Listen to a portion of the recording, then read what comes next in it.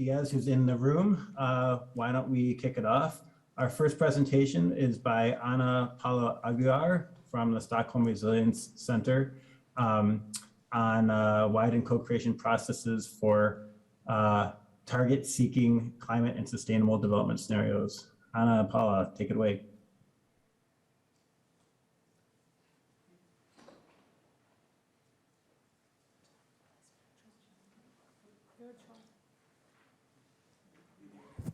Ana Paula is virtual.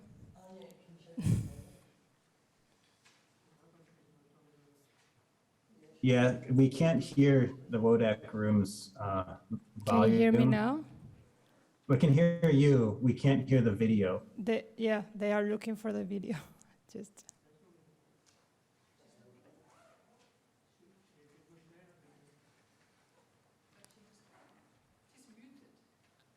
But there is a video. Yes. Yes, thank you.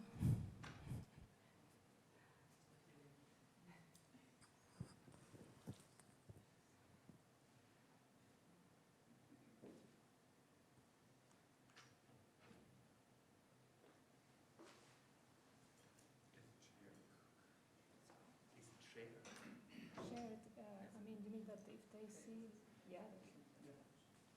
They see the video. Okay. Just making sure. It's a fair question. Hello, I am Dr. Ana Paula Aguiar from the Stockholm Resilience Center in INPE, and I am going to talk a little bit about the process of engaging stakeholders in the SHAPE project. There are several sessions in the scenario forum about the SHAPE project. I listed them by the end of the slides. But the idea is that we are creating the consortium, this new generation of global scenarios using multiple integrated assessment models to reach that aim to reach both the SDGs and the climate targets. And the focus of my presentation is on how we conceive these alternative narratives for the sustainable development pathways. So we started from this work that we have developed at the Stockholm Resilience Center, thinking on this context of target-seeking scenarios about how to capture multiple perspectives, how to make these new scenarios make sense for people so that they could really help to the implementation of these goals and targets. So what we thought and is in this paper is this idea of branching points adapted from the literature, but in this case it means the potential pathway bifurcations. So this idea that the multiple pathways are out there in the world. People have different perspectives, different options. So these branching points would be like these key points of bifurcation that we need to capture in these scenarios.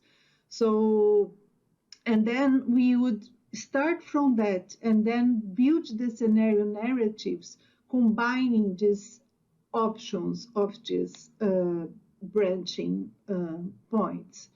So, and in this paper, we did a participatory process, and then based on the divergent perspectives, we end up identifying seven important branching points. In the case of SHAPE, I'm going to explain later how we did that. But what I want to reinforce, and this is the most important scenario, the most important slide in my presentation, is that the basic thought behind this idea is that these target-seeking scenarios, they really need to reflect the plurality of perspectives, the tensions that are in science and society, and including power imbalances. and they need to recognize that to achieve these global defined targets, you need to foster the discussion at actions at multiple levels. So this discussion, these scenarios need to make sense for people. And of course, to avoid global north only perspectives that have been dominant in previous scenarios, global scenarios. And we really draw upon this definition of pathways from the pathways literature, that pathways are alternative trajectories of intervention and change supported by narratives intervened with politics and power, and we need to recognize that.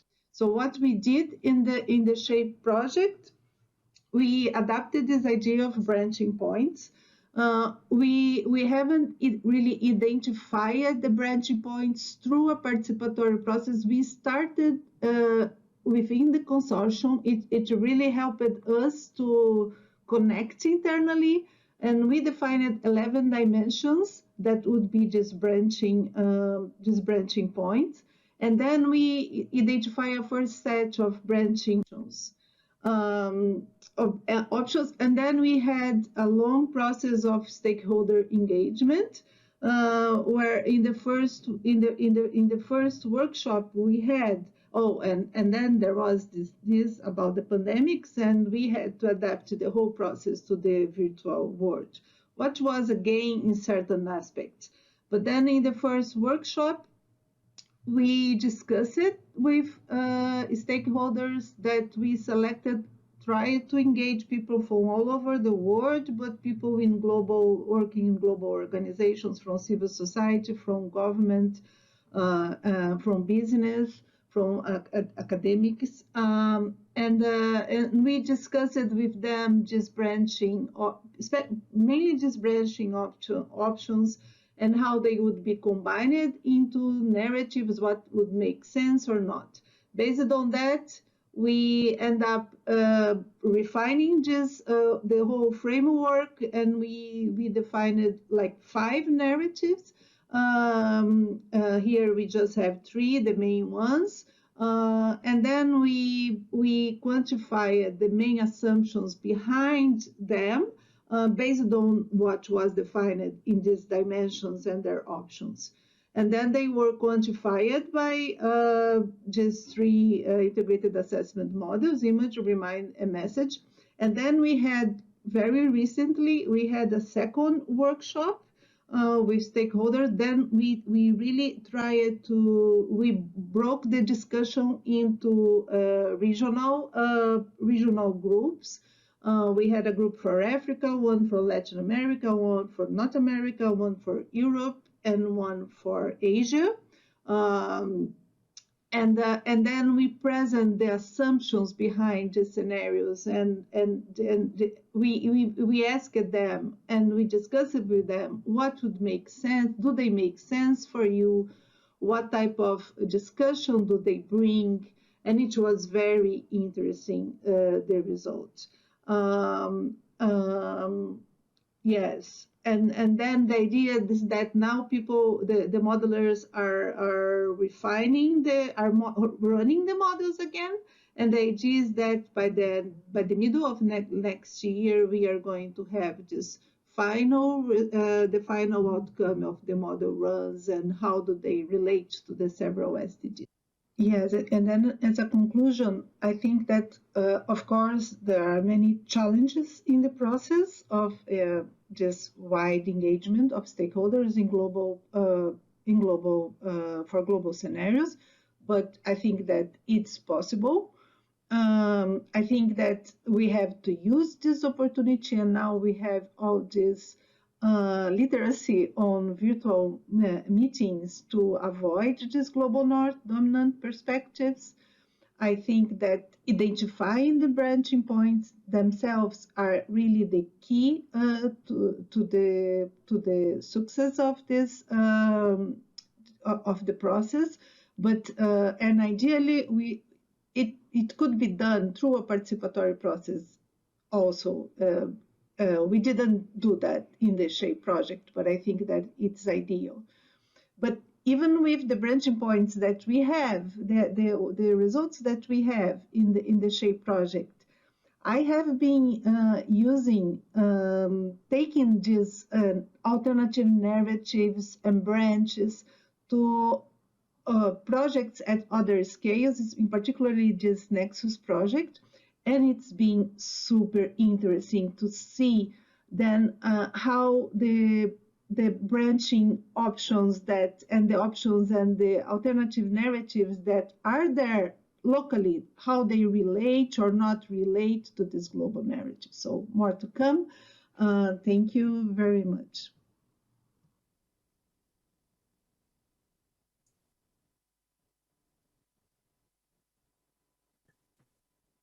Great, thank you. We now have a video from Marta Torres Gonçalves, who's also remote. The video her talk is entitled, "What is Good LTS? Learning from the Perspectives of the Actors Engaged in LTS Development." Good day, everyone. Good day, colleagues from the IASA Scenario Forum 2022. My name is Marta Torres Gonçalves. I'm based at IFRI, an international think tank based in France, and co-director of the DDP initiative, the Decarbonization Pathways Initiative, which some of you may know is an IFRI-led initiative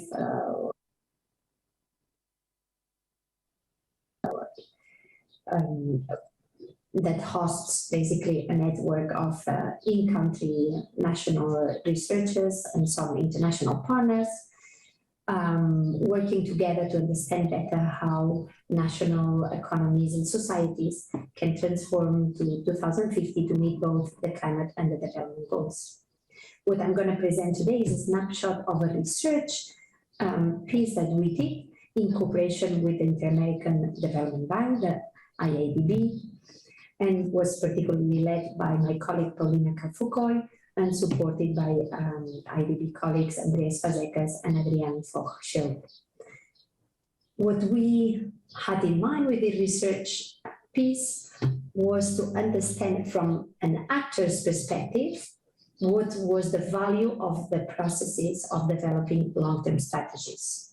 Processes that to a large extent, and particularly was the case for the 4 case studies that I will present, are informed by scenario development and multi-stakeholder engagement processes. And we wanted to understand the actor's perspective because that would give us complementary insights to those ones that we can learn from the documents that exist to document the design of the process, and also in addition to the content of the document that may be generated as an outcome of those processes.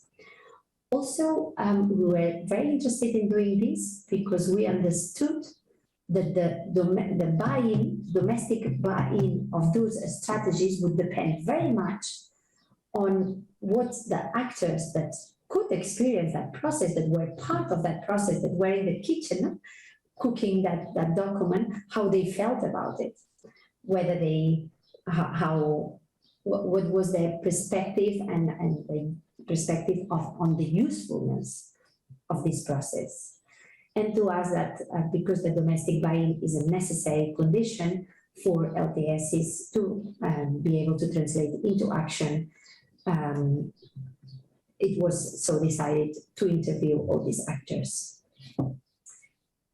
Very much just describing the project, the research project itself, the idea, and I'm going to make the window smaller so you can read it, sorry for that.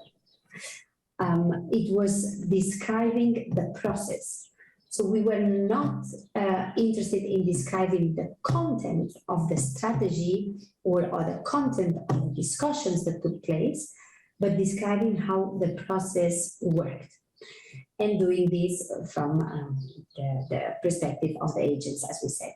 58 interviews, structured interviews in total, plus the analysis of the content themselves. We did that for 4 Latin American country processes in Chile, in Colombia, in Costa Rica, and Peru. And the people that we interviewed, they represented all the actors, all the type of actors that were engaged in those processes. The main findings, to start with a bit of an overview of the commonalities, the description of those processes and what they had, what was highlighted by the actors as well. All those processes were supported by international cooperation through financing or technology assistance, and that was very much present to all the actors that were part of those processes. They all counted on decarbonization pathways that had been constructed with models based on a backcasting approach and a broad participatory approach as well. And all countries designed different, or let's say they put different emphasis on the methodology and the objective of the multi-stakeholder participation, both during the generation of the evidence base and during the generation of the deliberation of the final documents themselves. It is also important to note that for 2 of these 4 countries, while we were doing the interviews, the country had already submitted the long-term strategy to the UNFCCC as a result of this process, whereas there were 2 that were still not the case. And today it's already 3 countries with Peru pending to finalize and deliver that output to the UNFCCC. The main conclusion, the main message across all the stakeholders is that the LTS process delivered value to them. And they define this value in terms of learning and appropriations of the level of complexity of the transformations that would be required to meet carbon neutrality. The majority of all these interviewees highlighted that the backcasting approach to the scenario development helped them incorporating this long-term and more systematic perspective into the day-to-day decisions that they had in mind, or into the day-to-day discussions that they were part of. Also, the fact that it was organized as a multi-stakeholder participatory process helped them understanding this complexity by listening to other agents that would be also affected by those transformations. They all reiterated the value in understanding better the problem and the acknowledgement of the need for specific action to be able to shape those pathways. And a main shared outcome was the possibility to anticipate what would be the governance challenges to implement those pathways, not to work the pathway, as we say. For some of the countries, not all of them, a commonality was the difficulty, or not the difficulty, but the realization that it was a debate or a discussion that was not necessarily articulated with the NDCs, the national determined contributions, which in some countries had been another parallel process to try to define targets in the short and medium term. And what was interesting is to see in their minds how different those two processes were from a process perspective, and what allowed the process to deliver, specifically in terms of learning and appropriation of the level of complexity. The main difficulties and weaknesses are identified by the actors. The first one, the mismatch between the mandate and the country's needs, discourses, priorities, in their field, the discourse in the field of climate change policy in the country. a bit to put things black and white, is the processes, those processes were done in response to an international requirement, but it was not necessarily framed in the way that the country would have done if it would have been a domestic requirement or kind of a country-driven exercise. They also highlighted lack of sectoral appropriation and poor engagement of the private sector and some economic institutions. They all highlighted that there has been progress on integrating development and climate goals, because they all had had experiences in other scenario development exercises to inform climate policy in the past, but that we still were not in a point where this integration of goals, and talking about both goals and how they integrate to each other, that had not yet been translated into a productive development vision. And similarly, understanding the transformations that need to happen and even the choices that would need to be made was not sufficiently understood from a change management perspective, meaning that they lacked, or they would have liked to see that in that robust modeling exercise of understanding the different future options, there could be more insights coming from strategic planning and change management type of disciplines to have a better insight into how change happens, and therefore the feasibility of those pathways as well. Very quickly then, to maximize the effectiveness of those processes, basically actors identified those critical points that you will see on the slide, but that represent really the other coin of the weaknesses that I've just mentioned to you. Before finishing this quick overview of this research study, two things that came across during the interview is also very important. That everyone recognized that designing a good LTS and a good process was necessary, but was also not sufficient condition to ensure its effectiveness, to ensure that it would translate into action on the ground, because there are some external factors that would affect that's the potential and the effectiveness of these LTSs. And two of them were highlighted by the actors engaged was the institutional capacity and the governance designed to address, to give some continuity to these processes. And second, the institutional fragility, which is related but slightly different, because they all acknowledge the dependence that those processes and the continuity of those processes had on international cooperation. With this, I would like to finish here. Now there's much more to unpack, but we all remain available in case of questions, and we'll make sure you receive the paper deriving from the research work as soon as it's available. Thank you very much for your patience.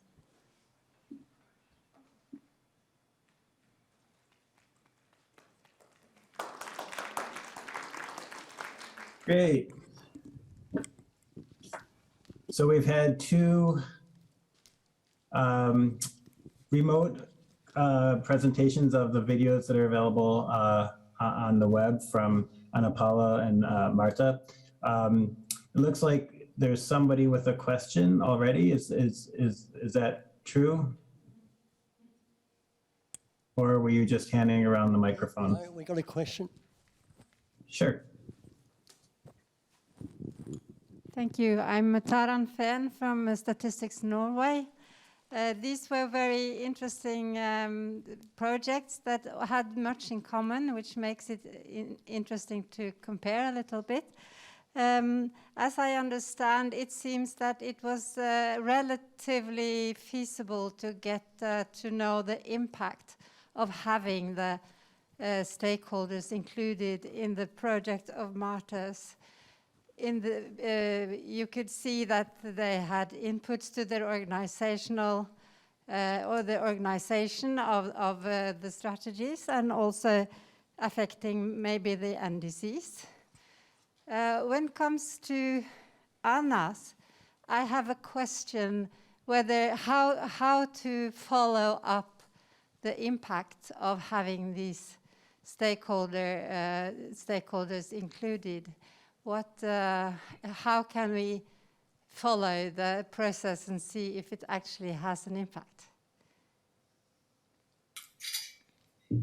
Oh, hi, thank you for your question. I think that our goals were a bit different, the two projects. I think that the impact in our case is actually in the construction of the narratives themselves, and in the process of building these pathways. We know the project is still ongoing, and both workshops have changed the narratives first, and also some assumptions now of the model. So I think that's the impact is really on the improvement, and we hope, but we don't know how we are going to measure, that once these STPs are ready, that they are really going to be used by people to foster these discussions about these strategies. So I hope it answers your question. I also want to say that there are many people from the consortium. There are some people from the consortium in the audience, and if they want to complement what I say, it's also.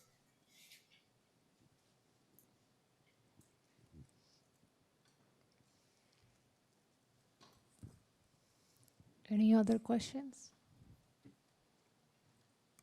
Federico? Yep.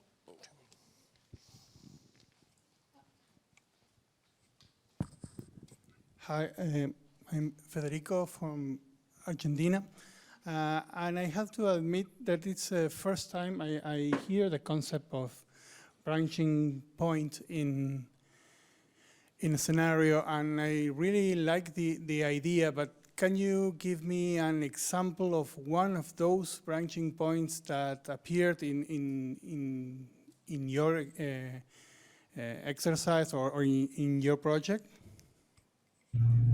Yeah, and I'm going to talk about shape, right? Not about the results of the paper, but there is one that's common. It's about like the future of urbanization. If people are going to move to cities, and it's going to be a very concentrated urban areas, or if you are going to have more of a mix. Another one is about diets, what types of diets we are going to have, meat-free, fish, the eat less, and several of these. And there are some very basic ones about values, about who is leading the transformation. Is the market, or is like states? And of course, as I said, several of these things happen. The important thing is really to foster. One very important also in the SHAPE project is about growth, economic growth. And then we also, and this was something that was really emphasized by the stakeholders. We have a post-growth scenario included there, and also, and other options. Is it clear? Yes, it's clear.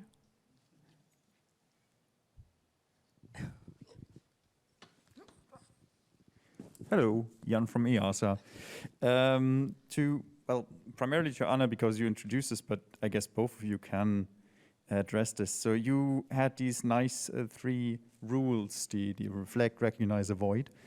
And how did you go about actually enforcing these rules in your stakeholder process, for example, selection of your, because many of these you mentioned as challenges as well, like the selection of the stakeholders to involve, and I guess that could be extended to the second talk, as in, did you have similar rules, or how did you go about this?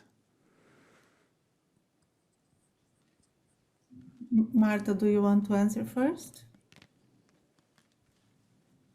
Okay, thanks, Ana Paula. Then,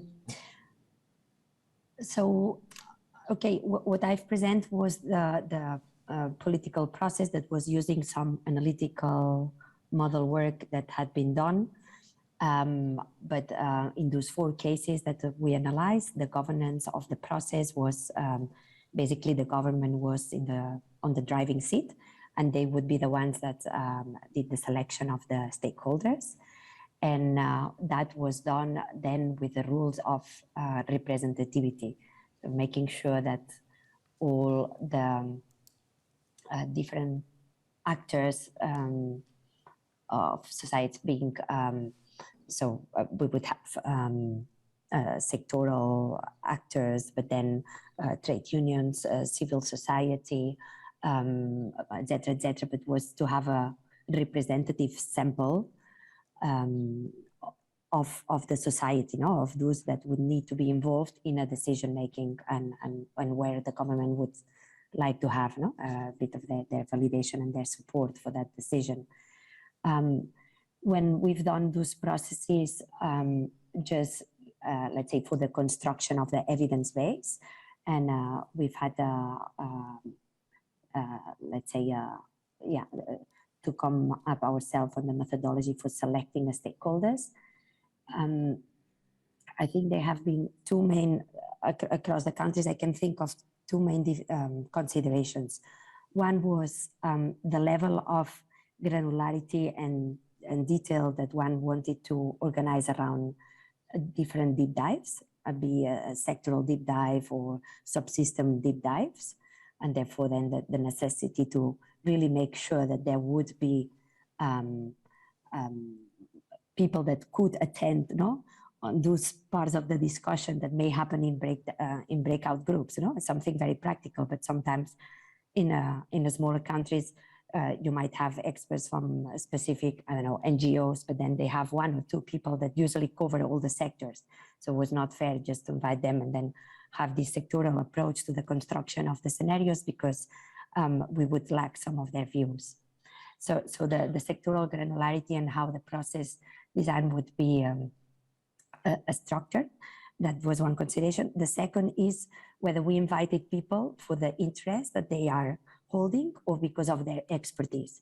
So did we want in the room that person that knows exactly that to run that power plant, if there's a water shortage, X, Y, Z, or if there is a certain, like, are we looking for the expertise, or are we looking for interest holders on different actors that can that will be affected by the change we're pursuing? Those have been kind of the 2 type of main avenues, I think, for selecting the stakeholders. I left it here so long.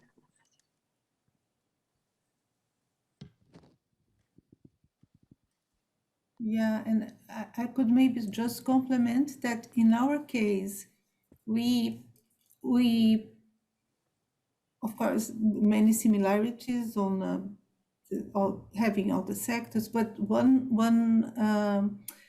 we went more on this line of having different interests in the room, because we were really always trying to aiming at capturing these multiple perspectives and tensions, and so it's more of a like having social movements and having business and having, we aim at that. Of course, sometimes it's different. It's difficult, especially at this global level, but that's one of our main criteria.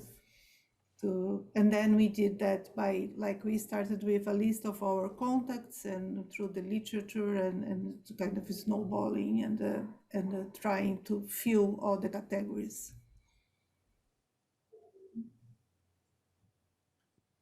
Thanks, Ana Paula and Marta. We'll move on. Next up is, you've already heard from her a little bit, Taran Fan from the Research Department of Statistics in Norway. She's going to give an oral presentation there in WODAC on plausible futures, lessons from involving stakeholders in Norway.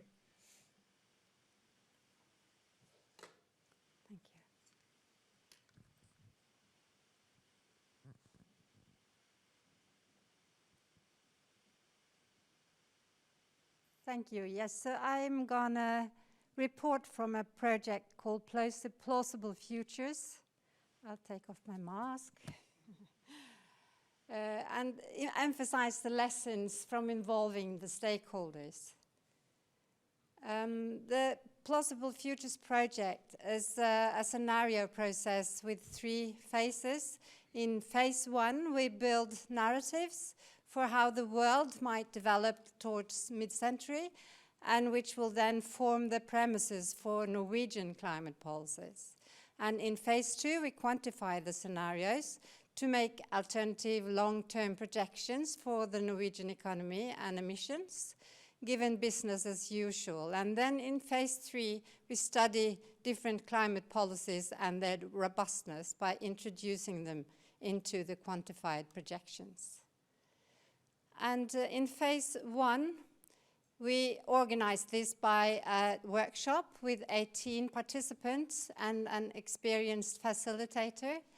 This was inspired by intuitive logics methods and had 3 main stages. First, to identify the possible drivers of global change, both political, economic, technological, cultural, social, demographic.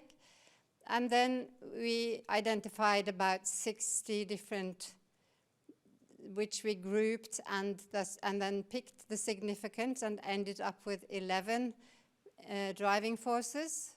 Then we categorized them as either uncertain or certain and stated their interrelations and impact, and finally systemized them into a few logically induced scenarios. So the take home here is that this is a rather complex analytical process. I will go very briefly through the results because that's not the point here, but the interesting interesting drivers are those that are uncertain, the 6 lowest here, because then the combination of their outcomes will generate different futures. And the 3 blue are the most significant and fundamental, while the other 3 uncertain are following more or less from the 3 blue. So then we organize these 3 blue drivers, that is the degree of fossil fuels access in the world, the degree of green norms and preferences, and the degree of global climate cooperation. And by organizing them in a system like this, we can identify 4 different scenarios. The first one, with scarce fossil fuels and rapid shift in green norms, gives the positive and optimistic scenario, clean. And then in the other end here we have the dark, which is the opposite. In C we get a split between the north and the south, where climate efforts goes on first of all in the north. And then in this last one, rich, we get a renewable revolution, but not because of, but only because of scarce fossil fuels, while there is still a materialistic growth and weak global climate treaty. So these are the 4 we identified. So I will now go into the point here, namely how to involve stakeholders.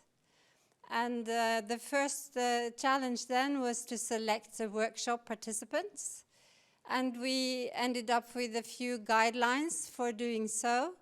They should be capable of understanding the purpose and the further use of the scenarios, and capable of handling complex interplays of drivers and their impacts, and cover the expertise needed to map the relevant trends and characteristics of the global development, and represent the main target groups of the project. What we did then was to include the main researchers of the research group we had. They had some different backgrounds: environmental economics, energy technology, climate psychology. And then we also had a transdisciplinary forum connected to the project. They were 8 persons from public administration, politics and business, and also researchers with some complementary competence to the inner research group. And the lessons we made was, yes, they mostly met the guidelines. The only question is whether they represent the target groups of the project, and the identified target group we had were in this blue frame, and we can check out most of them as being part of our group, but some were lacking: labor unions and NGOs, and also the public opinion and the media. So whether we met the last criteria of representation is, yes, satisfactory maybe. Then in phase 2, we quantify the scenarios. And this is done by a complex model exercise with several involved models, where we translate the features of the narratives into model variables. And this phase is highly technical and complicated. So the guidelines here were that we needed technical skills and also knowledge about the research frontier on scenario building, to stand on the shoulders of that. So our solution was to involve only the experienced researchers in modeling. But societal stakeholders will be more relevant in the next phase, where we look at the robustness of climate policies. The approach here is to study policy counterfactuals still in models, and also reporting to 2 different target groups, namely the international research community on the one hand, and the Norwegian stakeholders like policymakers on the other hand. So the main challenge here is to get a dialogue between researchers and stakeholders that are mutually beneficial. Our guidelines here was that policymakers, they need to back their decisions with research, and there is a high demand for model-based research and analysis for this purpose. Also, it's important that research findings are policy relevant. So the different approaches here call for a dialogue between the model-based research, which need to simplify and needs to narrow the focus, and policymaking, which is a result of numerous political and practical concerns. So if we manage this dialogue, this would broaden the perspectives of both. So this phase is still ongoing, and most of the ongoing policy studies based on these scenarios have a handful of associated user partners. The lessons are then that, yes, we think that we have got some impact and some visibility by doing this, and the policy decisions are more well-founded, and also it improves the presentation of findings and the understanding of our findings by recipients. But stakeholder involvement is costly. It takes resources and time, and also a risk for running into conflicts with stakeholders and also among stakeholders. So, yeah, and patience is needed. Mutual benefits can take years to materialize. So these are also a part of this. So, only summing up. In the first phase of narratives, it's highly needed to bring in relevant knowledge and representation. In phase 2, too technical. In phase 3, highly needed to ensure policy relevance and impact. Thank you.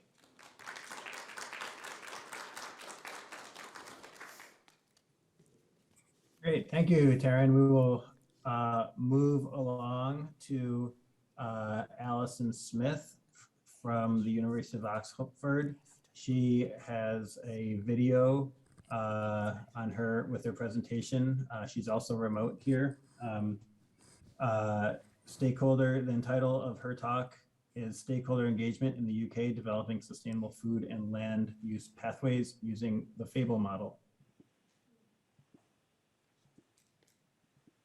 Hi, I'm Alison Smith from the University of Oxford, and I'm going to present two contrasting stories about stakeholder engagement for developing sustainable food and land use pathways in the UK. The first story is about developing this model for the UK as a whole, and this happened in 2019 to 2020. This was in the context of the exit of the UK from the European Union.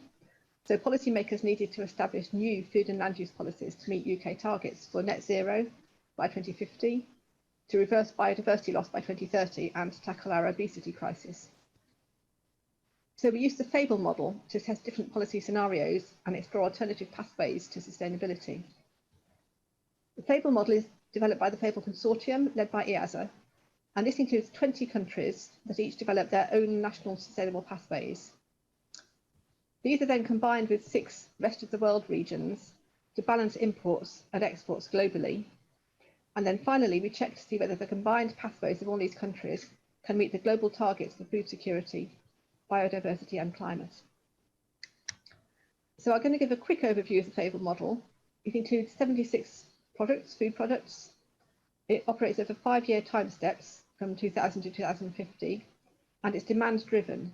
So the user inputs population, diet, food waste, biofuel demand, and imports and exports. And the model then calculates food demand. Then the user inputs crop productivity, livestock productivity, and grazing density. And the model works out how much cropland and pasture area is needed to meet that demand. And finally, the model takes into account other demands on the land from urban expansion, tree planting targets, and protected areas, and works out how much land is actually available for food production. So if that's less than the target, this could compromise food security in that country. But if there's spare farmland, then that could be restored for nature. So finally, the model outputs the land use change and checks the impacts on greenhouse gas emissions, biodiversity and food security to see if targets have been met. So to develop sustainable pathways, we need to get stakeholder agreement on what will happen in future to all these different input parameters. So for the UK stakeholder consultation, we aim to define 3 different pathways, current trends, and then a medium and high ambition sustainable pathway. And we invited policymakers from government, including from the Scottish and Welsh governments, and technical experts to define future scenarios for all these different input parameters, which were on the previous slide, including diet, food waste, productivity, afforestation targets, urban expansion, and so on. And we initially based our pathways on existing government models and scenarios, and then we refined them through stakeholder workshops and follow-up discussions. So this is what our co-created pathways look like. The current trends is just based on current policy with very minor improvements. The medium ambition is an intermediate scenario, halfway between that one and the high ambition. And the high ambition is very ambitious sustainable policies. So a 50% reduction in red meat and dairy consumption. Tree planting increases by a factor of 5. There's a very large increase in crop yields by 65%, and a moderate increase in livestock productivity. Pasture stocking density increases by 50%, and food waste decreases by 50%. There's a small increase in protected areas, and urban expansion halves due to more compact urban development. And the results show quite clearly that the current trends pathway is not sustainable.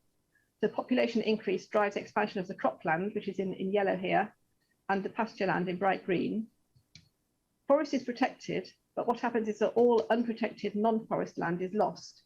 So we see this pale green area reducing to just this very small amount of protected land. And that means that tree planting targets actually can't be met, and greenhouse gas emissions from agriculture increase. But the sustainable pathways show that dietary change and productivity improvements can free up land for biodiversity and carbon storage. So we see a big increase in that pale green natural land, and the land can become a net carbon sink. So the stakeholder input of the scenarios meant that we had this accurate input data, which was consistent with models already being used by the government, and also that the pathways tested the key scenarios of interest to the policymakers. And it also raised awareness of the model capabilities. But unfortunately, there was no direct impact on UK policy at the time, because the policy was driven by a complex combination of factors. There's a lot going on. There was Brexit, there was trade deals, there was COVID, and also because the current government ideology is very strongly opposed to policies involving behaviour change of any kind, including dietary change. Nevertheless, the UK project did lead to interest from the Welsh government, and they were really keen to develop their own independent fable model, which was more adapted to the specific land use context in Wales. So we worked really closely with policymakers to downscale and adapt the UK model and co-create pathways for Wales.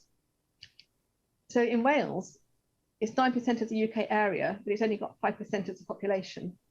70% of it is grazing land, but a large proportion of that is rough pasture, heathland and bog in upland areas. There's lots of small farms, and exports of lamb, beef and milk are quite important. It's also important for biodiversity and recreation, and the government is very strongly committed to sustainability.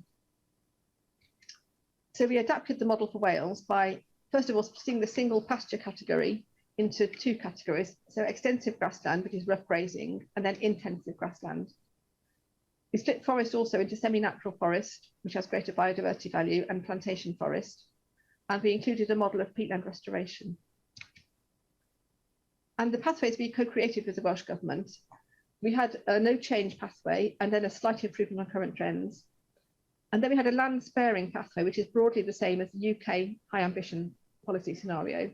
So that relies on very high productivity increases, shifting livestock from the rough grassland to more intensively grazed grassland, increasing the stocking density, and then the same low meat diet, reduced food waste and high tree planting as in the UK scenario. But very importantly, with this model, we were able to put in a land sharing scenario as well, which much more closely reflects Welsh priorities for sustainable multifunctional land use, so delivering multiple benefits from the same land. So we have lower productivity increases here, but more of the livestock shifts to the rough grassland, but at low stocking density. And we have the same assumptions regarding a low meat diet, reduced food waste and high tree planting as in the land sparing scenario. And the results show, looking at the top right here, that for the land sparing scenario, which is matching the UK policy context, there's a decrease in pasture land, but there's also that allows an increase in open natural land such as heathland and bog. But that's very conditional on the high productivity increases which were assumed in that scenario. Whereas for the land sharing scenario, we also have a decrease in pasture land due again to the dietary changes and to increases in productivity.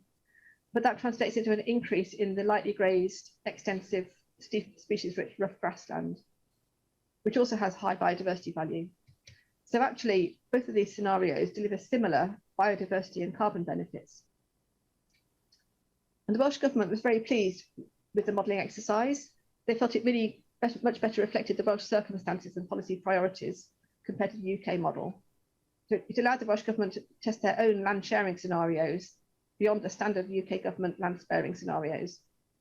And they found that actually an interesting part of the process was that when they consulted all their different government departments to develop the parameters for the pathways, they found it opened up a lot of really good conversations about different policy aspirations, synergies and trade-offs between different goals such as climate, agriculture, biodiversity and health.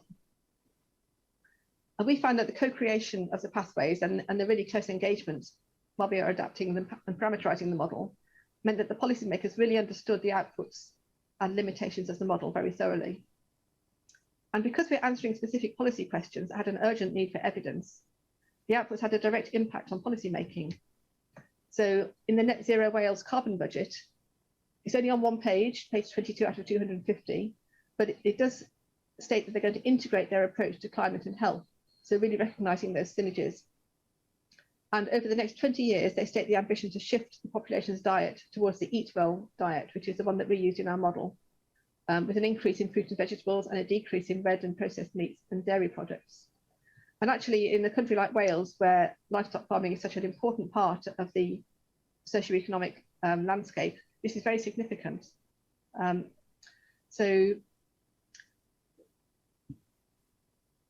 Because the land sharing pathway shows the benefits of eating less but better meat. So it recognises the value of the low intensity grazing that forms a key part of the Welsh landscape. And in addition to this, the Welsh Government have established a new cross-department policy group around dietary shifts for both health and planetary outcomes. So what have we learned from all this? Well, stakeholder participation in scenario development is very, very time consuming. We held 5 or 10 meetings with the Welsh Government in just a few months and exchanged hundreds of emails and phone calls as well. But it's absolutely vital because it can ensure that the pathways test the key scenarios and policy questions of interest to policymakers. It makes sure the input parameters are accurate and consistent with other government models. And it makes sure the key stakeholders are aware of the model capabilities and understand the model limitations. Also, the stakeholders themselves gain a much deeper understanding of land use synergies and trade-offs. So thank you for listening. And to find out more, you can follow these links for the UK model and the Welsh model. Thank you.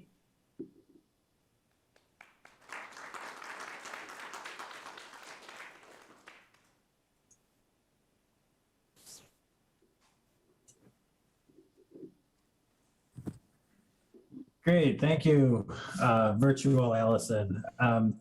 We're our last oral talk. I should add that we have a poster by Eduard Torres Maya in the poster session, but our last talk is going to be by Frederico Frank, a multi-model approach to explore sustainable food and land use pathways for Argentina. Frederico is there in the room. Is he going to be giving a live talk or using the video? I'm here. I'm going to give a live talk. Okay, great. Take it away, Frederico. Thank you, Jeff. As he said, I'm going to tell you a little bit about the process in Argentina. And first, I'm going to thank Alison because her explanation covered part of the things that I also would have need to explain, because we also use the Fable calculator in our case. First, just to mention that this what I'm going to tell you was part of the SPIPA project, and also is linked with the Fable consortium, as Alison said. And the SPIPA project is about the strategic partnerships for the implementation of the Paris Agreement, which ended last year in Argentina. And the objective of this project was to help the government, the Argentinian government, to create its own LTS for reducing the emissions. And the consensus or the basis of the project was that given we had already inventories for Argentina and we needed to see how different scenarios could affect the future NDCs or the contributions of the country, we wanted to determine a number of scenarios with different ambitions or ambition levels regarding reductions that we didn't know at that time how many or also what ambitions. And we also agreed beforehand that we wanted to, since Argentina is such a large country, we wanted to have land use projections that are coherent with those scenarios. And with that in mind, we started the idea of using a cluster of models. And this is more or less the link between the models. First, before using any model, we conducted workshops with what we call scenarists. We were stakeholders from the also only from the FOLU sector, which is the agriculture, forest, and other land uses sector in Argentina, which accounts for around half of the emissions of the country. Then we agreed on constructed a business as usual scenario, just to serve as to compare as a comparison, and a carbon neutral scenario. It's a little optimistic for the reality of Argentina, but that's what the government and the stakeholders wanted to do. And then we added a carbon neutral sustainable scenario, which I will explain later. We used, as Alison said, the Fable calculator as the first model, but the Fable calculator is not spatially explicit, so we use Dinâmica Ego, which is a model created in Brazil, to specialize the results from the calculator. And we also use another model, which is called Nature Map, or another initiative which is called Nature Map, to create this carbon neutral scenario that is also sustainable, or that is also compatible with other ambitions other than the reduction in emissions, such as biodiversity, protection of water, protection of carbon stocks. And the result of this process is an LTS report that we gave the government. We had to do this before the last COP, so they could include it. They sadly decided not to include it in Argentina's contribution to the COP, but they have it, and we are still discussing future works with the government. We also conducted some short validations of the results of the models, but that's not important here. We started with workshops, and the idea of the government was that the stakeholders should understand the models that we were going to use. So we started with a very simple model that we created to let them play a little bit with numbers of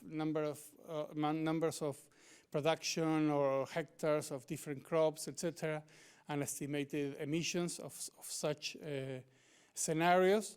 And then we showed them the Fable calculator. We conducted workshops about the Fable calculator, and we asked them to help us create to put numbers in these scenarios using the Fable calculator. The stakeholders that were invited were decided by the government. The government has, besides it's the previous government of Argentina, but historically the government has several issues with the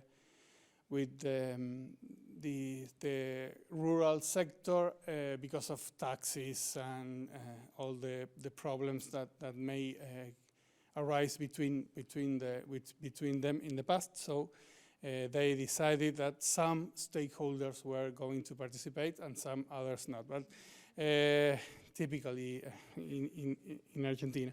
But representatives of the rural associations, of other organizations of farmers, more with a bias to great farmers and richer farmers and less to small farmers, to my taste, but also representatives of the Wildlife Foundation, the forest, a couple of forest foundations, and the Association for Direct Seeding, for example. And with the information that we took from the stakeholders, we calculated the scenarios, the carbon neutral and the business as usual scenarios with the calculator. We didn't reach 0 in the carbon neutral, but close to 0. And we used Dinâmica Ego in order to specialize. It's not important here, but we replaced the transition matrix of the model, typical spatialization model, with the transition matrix obtained from the Fable calculator to create maps of Argentina for the different years, every 10 years until 2050. And then we used this other model, which is called Nature Map, which prioritizes lands regarding its contribution to conservation of biodiversity, water, carbon, or any other asset that you may want to protect. And we use the results from Nature Map included as limits to the changes of land use that are calculated in dynamic IGO. And this is a working process, but we have a business as usual scenario, which has more crops, less forests, a carbon neutral scenario, obtained directly from the calculator, which is compatible with almost compatible with carbon neutrality, but maintains other ambitions of the country, like maintaining the exports, feeding the population, and so on. And a carbon neutral sustainable scenario, which has the very same number of hectares of each category as the carbon neutral, but reorganized in a different way, so it can, besides achieving carbon neutrality, also protecting biodiversity or protecting water.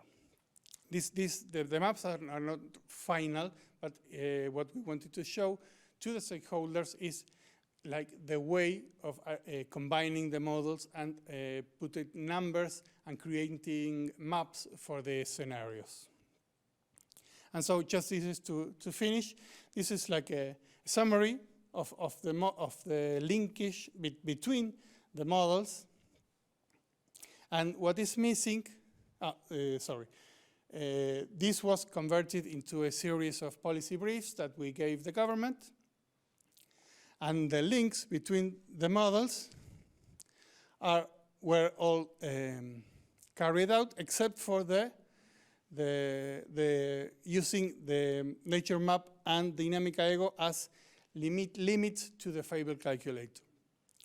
Sadly, and the most important part of this work was to show the stakeholders in workshops, and we couldn't do that because of the COVID restrictions, and the project ended last year. So the only thing that we could do with the stakeholders was to conduct bilateral calls or little workshops with them, but not all of them together as we intended in the first place. And well, that's all I wanted to show. Thank you.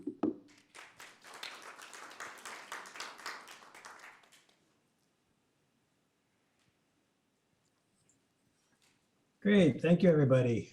I want to just ask a brief clarifying question. We started 10 minutes late, so we have roughly 12 minutes left in our original allotted time. Are we at the end of the day, or is there something going on after this that people in the room will want to run to, or will people object if we go a little bit long over the allotted time due to our late start? So there was a plenary scheduled in the morning, but because of the power outage, it's going to take place at 6. But since all the sessions are started with 5 minutes more or less delay, I guess let's aim to finish at 6. But I guess if we are 3 minutes late, then that's fine.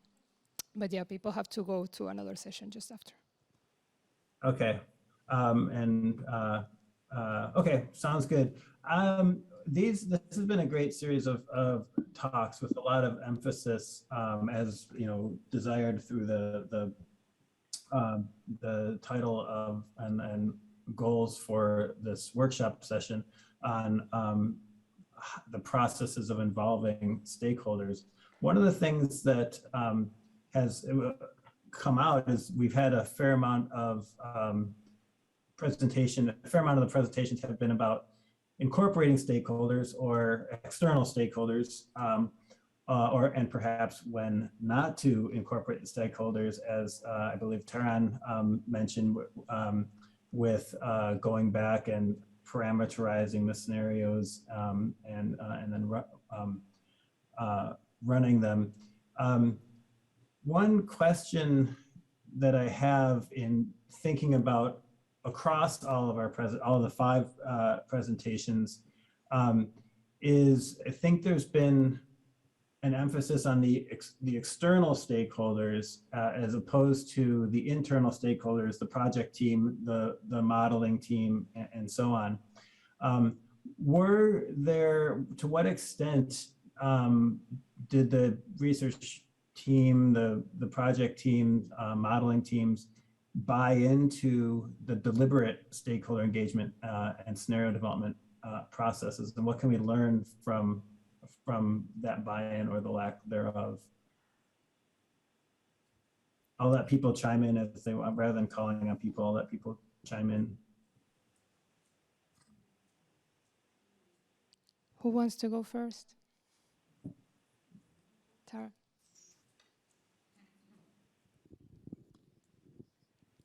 Yes, thank you. That's an interesting question.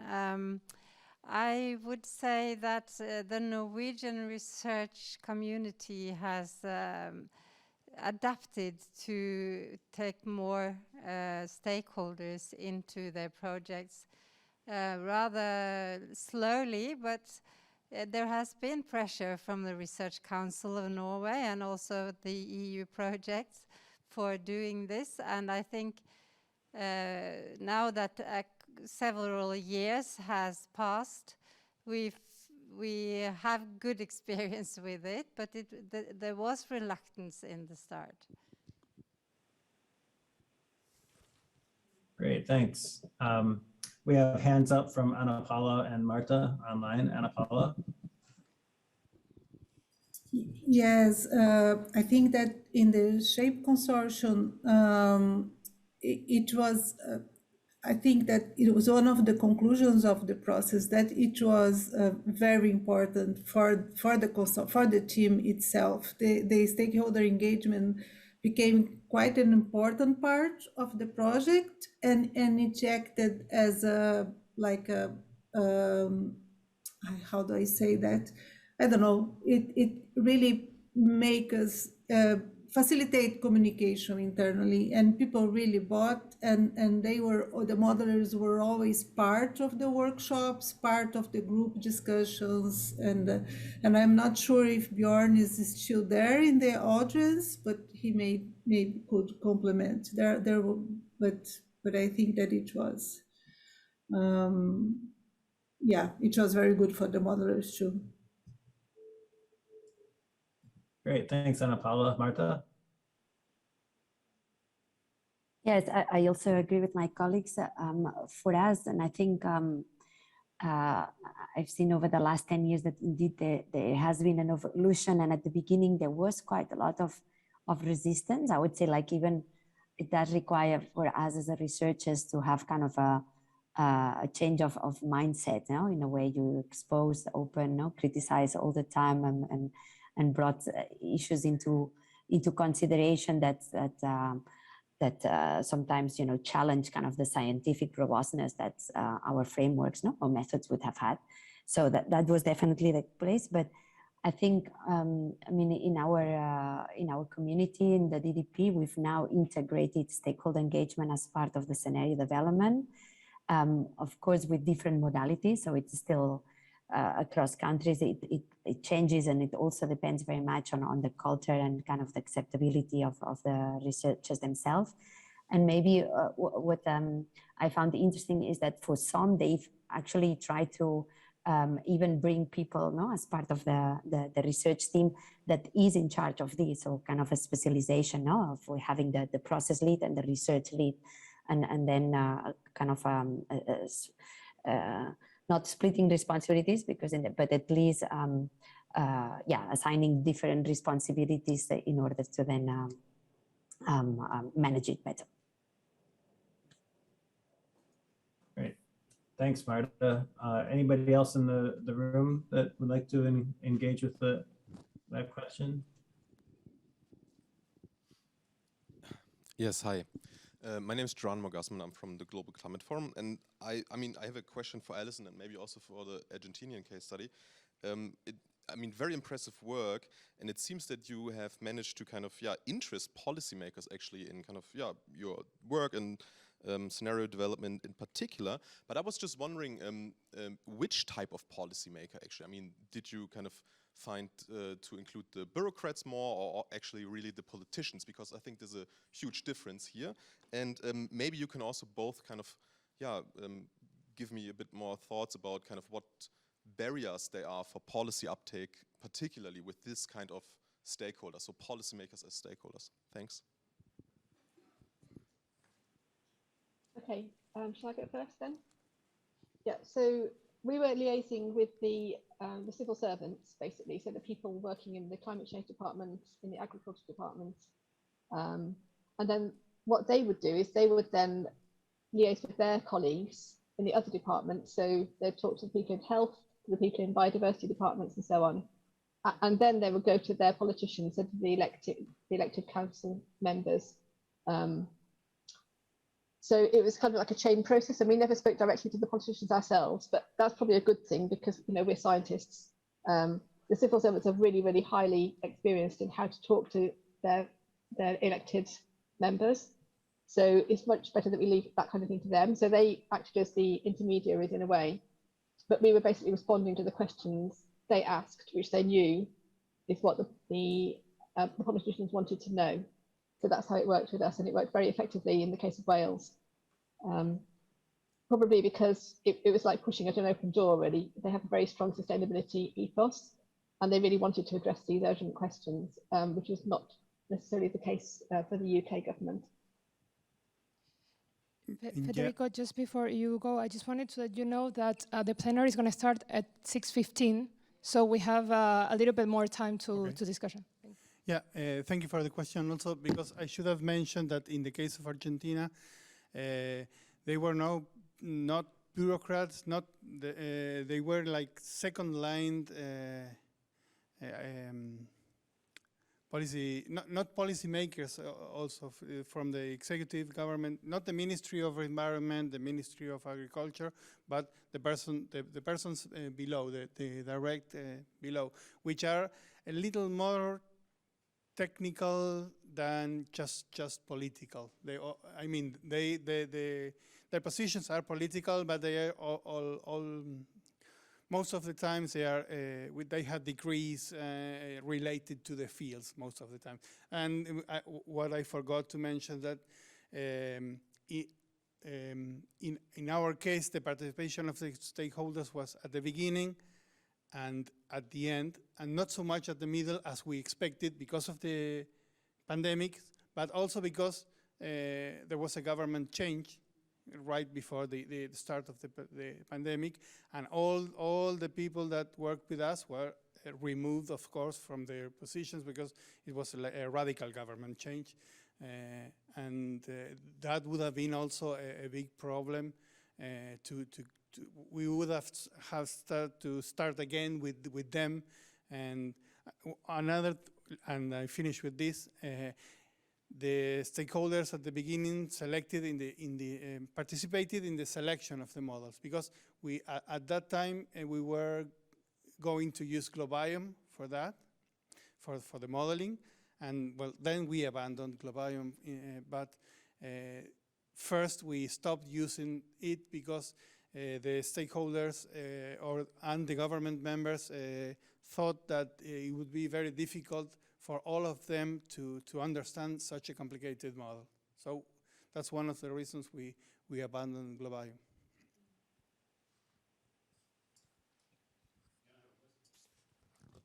Got it. Thanks, Federico. Is there somebody else? Thank you.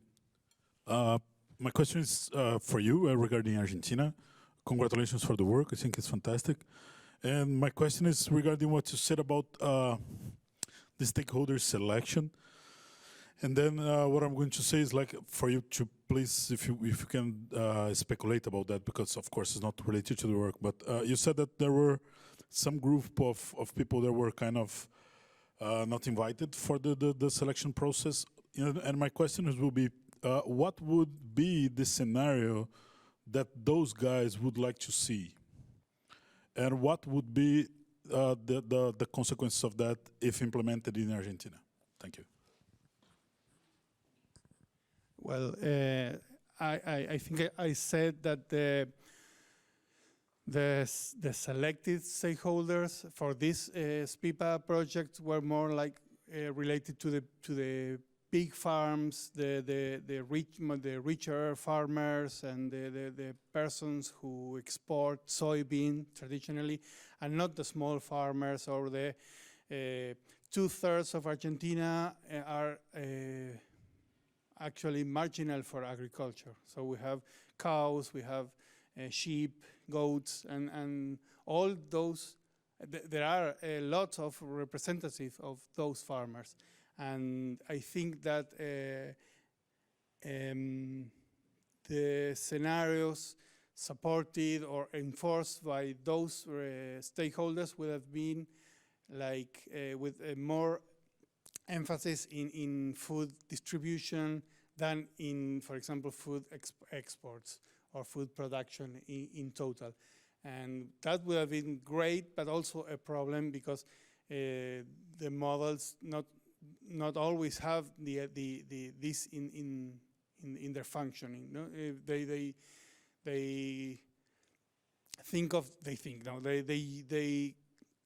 are constructed like the country is a block, and if the country produces enough food, then automatically all the people have food, and that's not the real what happens in real life. So I think it would have been a problem, but also great, in order to include these issues, for example, in the modeling work.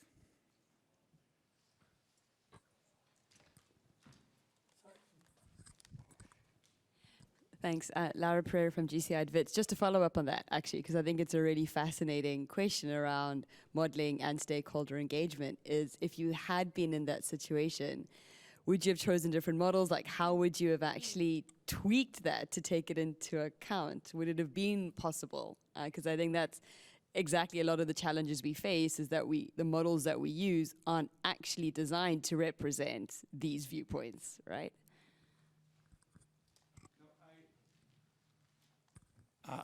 We don't have an answer to that. We've discussed this in the Fable Consortium almost in every meeting, and we never reached an agreement of maybe we could add indicators of equity or distribution, but I don't think that would solve really the issue.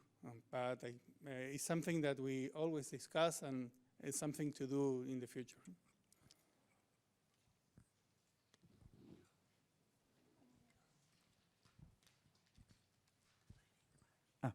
Thank you. Not like actually sticking on the not including some people, not to put the finger in the wound, but you so nicely analyzed, Darren, right?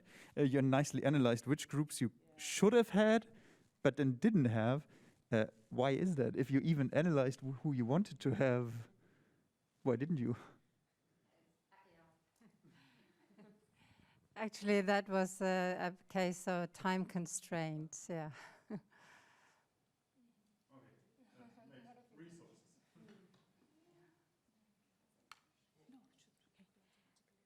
Yes, maybe adding to the government aspect there, and also like adding to what was just said. So we contacted a lot the UN, many of the UN actors, and they actually appointed people then. So we didn't really contact individual people for the SHAPE project I'm speaking. Sorry, I should have mentioned. And then we also contacted a lot of EU actors, and even though we had quite a good knowledge of who would be relevant for sustainable development pathway narratives, it was actually quite difficult, and many of the people we invited, and we sent like personal invitations, they actually also said they had huge time constraints. We did get a few, and lots of the responses were positive in terms of they are really interested in the results. But yeah, they also have lots of time constraints. We have Anna Paula, who has had her hand up here online, and maybe after Anna Paula gives her comments, I'll wrap up with some observations, and those of you in the room can sprint down to the theater to see the plenary. And Paula. Thanks, Jeff. Yeah, I want to complement what Merle said, that at this global level in the SHAPE project, it was more the UN and some EU people. But as I said briefly, we are doing a similar process at several other scales in other projects. And I want to say two things. One is just that one of the good things that I think about these branching points and keeping it is that many of these things that cannot be quantified by the models, they are still there and people continue to discuss them and they are still present in the discussion of the results. So this is one thing. And another thing is that I found that when we are organizing these workshops at the other scales, we are still trying to get these multiple perspectives. So, and of course, we are not following what the government wants, because if you were in Brazil, it should be like Bolsonaro things. And then we are trying to put just very different actors in the same room, and people in places even where you have conflicts between large agriculture and small agriculture, for instance. And what I find is that at the most local level, it's easier to engage people, even politicians.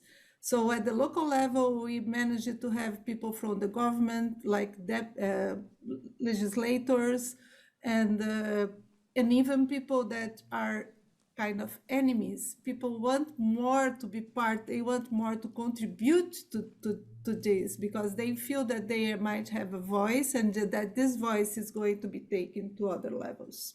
So I just want to share that. Darren. Thank you. Yeah, I just wanted to add one more point, because that could be interesting to discuss maybe.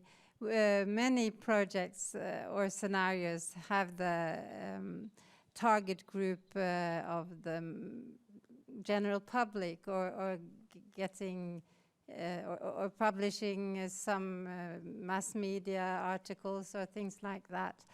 And that is how can we include the general public in rather complex processes that scenario building is? And can we do it later on? Or yes, that would be interesting to get your points, your views on. That's a great question there.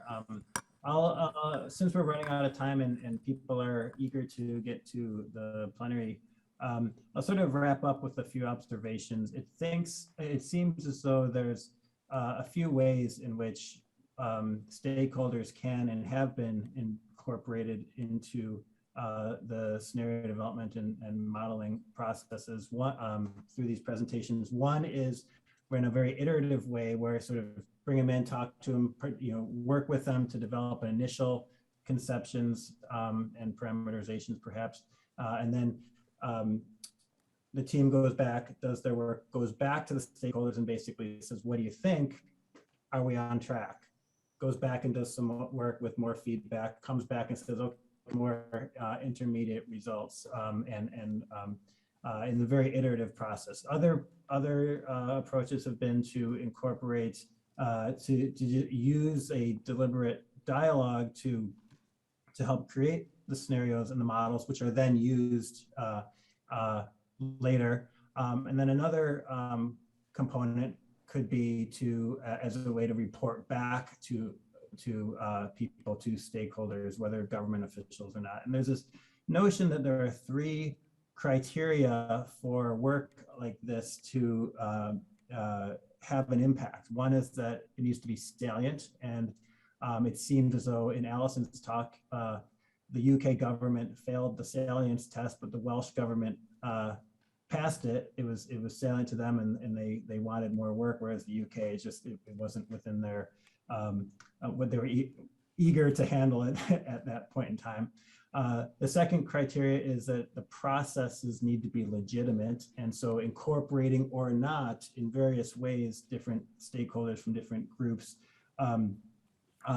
and the take up and the receptivity of the team and the stakeholders to these processes can vary. And the last part is that the people involved have to be credible. That is, they know what they're doing, they know what they're talking about, and they have some role in its implementation or it's playing out. So salience, legitimacy, and credibility have been identified in the past as these three important criteria. And I think these issues permeated a number of the talks. I will end it there, but we can, for those of us that want to stay around and keep chatting, I'll be here for a little bit longer, and those in the room and other remote rooms, feel free to stick around and chat. Otherwise, I'll unleash you in IASA to go to see the plenary. Thank you for a great workshop session. Thank you. Thank you, everybody.